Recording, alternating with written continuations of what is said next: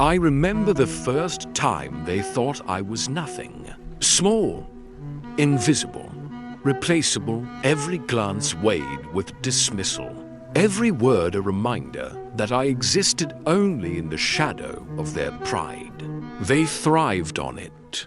Their laughter, their arrogant sit was all built on the belief that I needed them. That without their presence, without their approval, I would crumble into dust, and for a long time. I let them believe it. I let their egos stand taller than my own. I let their illusions of control feed on my patience. Every sneer, every condescension, every calculated absence, they thought they had measured the limits of my endurance. They thought the quiet was weakness, but silence is a different kind of weapon. And in that silence, a seed began to grow. I felt the weight of being underestimated, and for a moment, I hated myself for it. I questioned every step I took, every choice, every breath I drew in the hope that it would matter to someone who had no intention of understanding me. Their approval became a chain, invisible, yet unrelenting, and I bore it.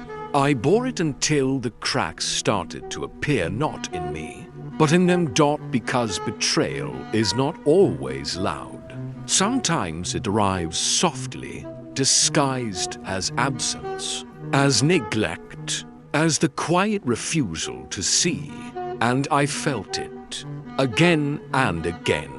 Every time I reached for a hand that wasn't there, every time I waited for validation that never came, their mask began to crack.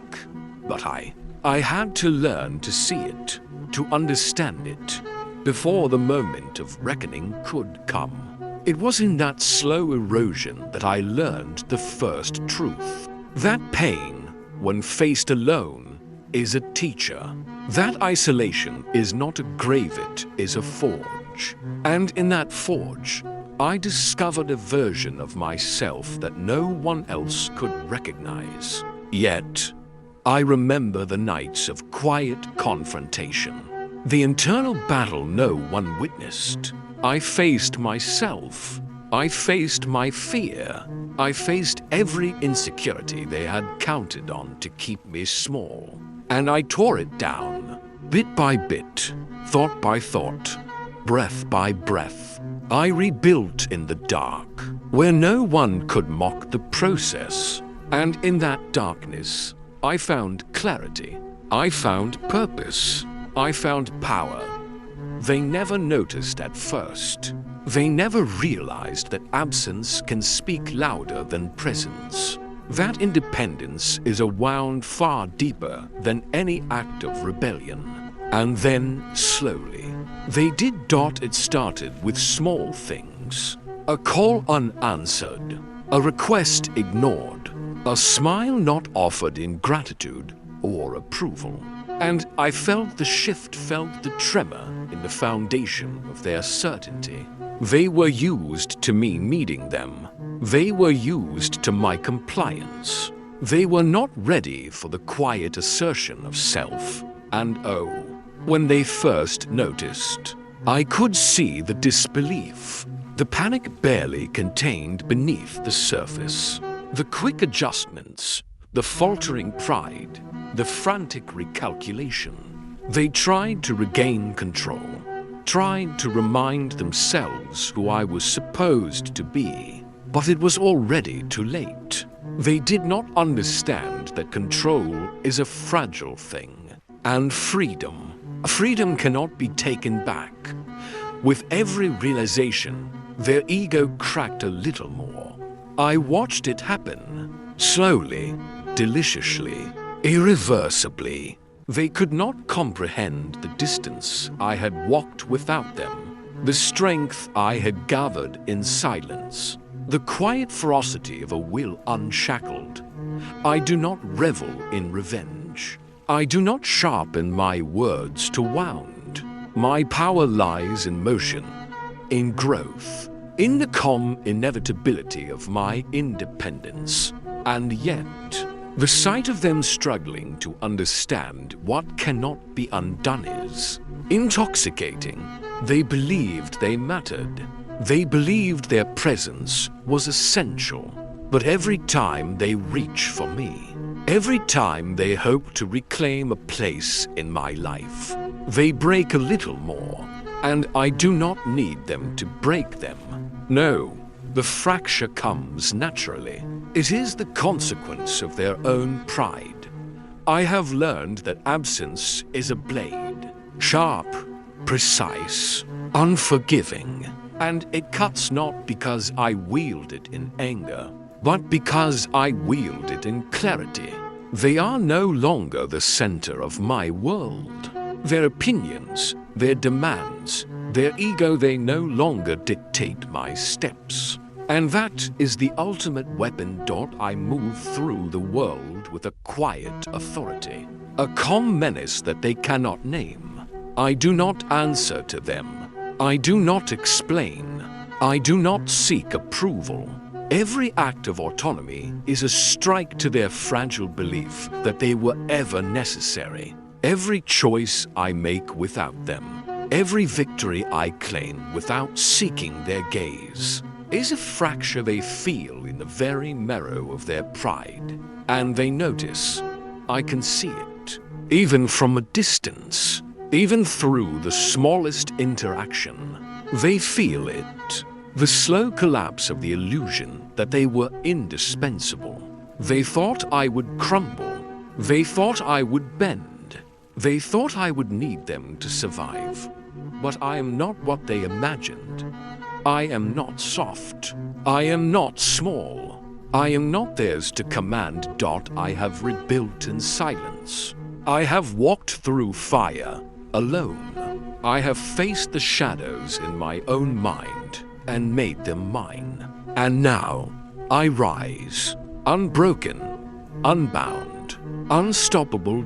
Every step I take, every breath I draw, reminds them of their miscalculation. Every choice I make without them, every boundary I enforce, every quiet refusal, fractures their ego a little more. And they know it. Oh, they know it. They cannot stop it. They cannot undo it. Their presence does not matter. Their approval does not matter. Their ego, their fragile, crumbling pride, is irrelevant to the one truth I have become. I am not waiting. I am not seeking. I am not pausing for them. I am moving forward, always forward. And in that motion, in that relentless, unwavering motion, their significance fades. Every claim, every argument, every expectation falls silent. I do not hate them. I do not curse them. I do not need them to fall to feel the power that is already mine. The weapon is in my independence. The victory is in my existence. I stand alone, and yet I am infinite. I am forged in solitude. I am tempered in betrayal. I am sharpened by the absence of those who thought they could define me. I am no one's possession. I am no one's requirement. I am complete.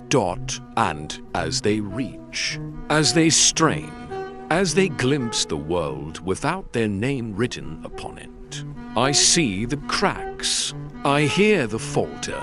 I feel the fracture. Let them hate. Let them fear. Let them fall. Not because I push, but because I have risen. Not because I strike, but because I exist. Not because I am cruel, but because I am whole. I am the consequence of their arrogance. I am the proof that absence is sharper than any blade. I am the storm they cannot summon. I am the fire they cannot contain. Every realization they have, every gasp of disbelief, every desperate hope that I might still need them, it breaks them. a little more, and with each fracture, I grow stronger, I grow taller, I grow unstoppable. I do not look back. I do not linger. I do not wait for recognition. I move forward, always forward, leaving their pride in ruins, their illusions in ashes, their control dissolved in the inevitability of my independence. And when they finally understand, when they finally see that the center of my world was never them, it is too late. They cannot reclaim me. They cannot bend me. They cannot erase what I have become. I am unclaimed. I am untouchable. I am the one they will never hold. Because I do not need them. I never did. And that is my final truth. Their ego breaks a little more every time they realize I don't need them anymore.